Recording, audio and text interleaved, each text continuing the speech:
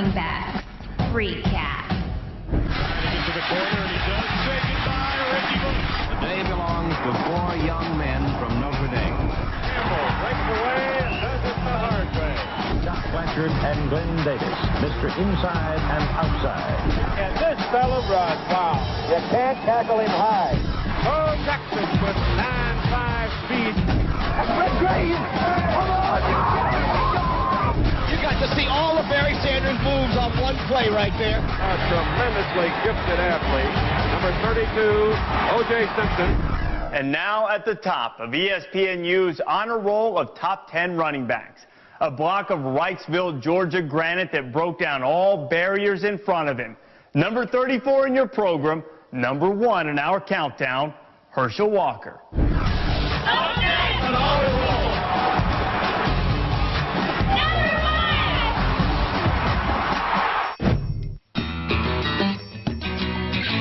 I'll never forget the Tennessee-Georgia game when he was a freshman. He had his coming out party. Herschel Walker, that kid out of Johnson County, he got a block in front of him and went in the corner standing.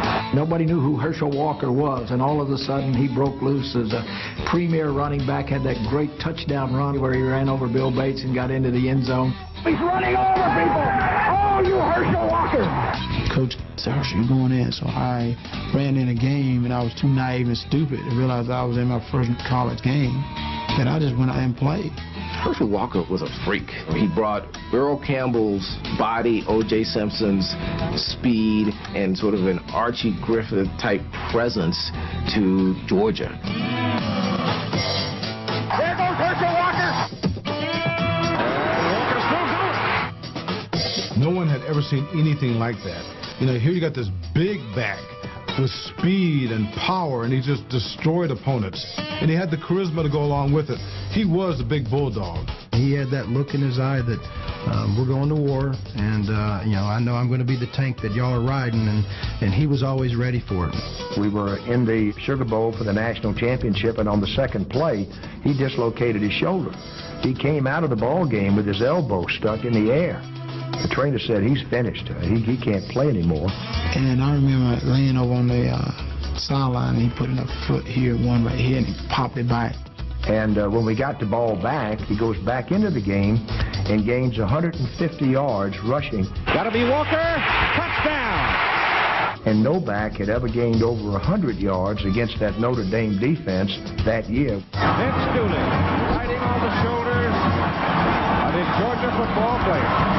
Herschel Walker finished third in the 1980 Heisman voting after setting a then NCAA freshman rushing record of 1,616 yards. But the quick success didn't go to his head.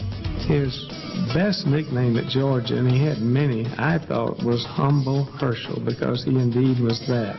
His personality out on the field was always the same, very even keel, never too emotional, and when it came time for game time, you knew Herschel was serious. He was the first one into the team meeting.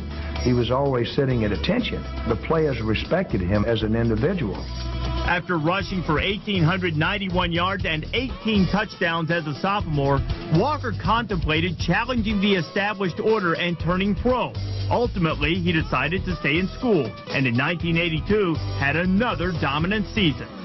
The old joke at Georgia was Herschel right, Herschel left, Herschel up the middle, extra point or field goal. So that was kind of our game plan. He was like Old Man River, and the longer the game went on into the fourth quarter, he got stronger and stronger and stronger. He has this outward persona of being nice and quiet and all that, but he has a real burning desire to be the best. As a junior, Walker ran for 1,752 yards, 16 touchdowns, and took home the Heisman. The winner of the 1982 Heisman Memorial Trophy from the University of Georgia, Herschel Walker. John London of ABC was interviewing him when he won the Heisman Trophy. He said, "Don't you get tired carrying that ball so much?" And he said, "No, ma'am, it ain't so heavy."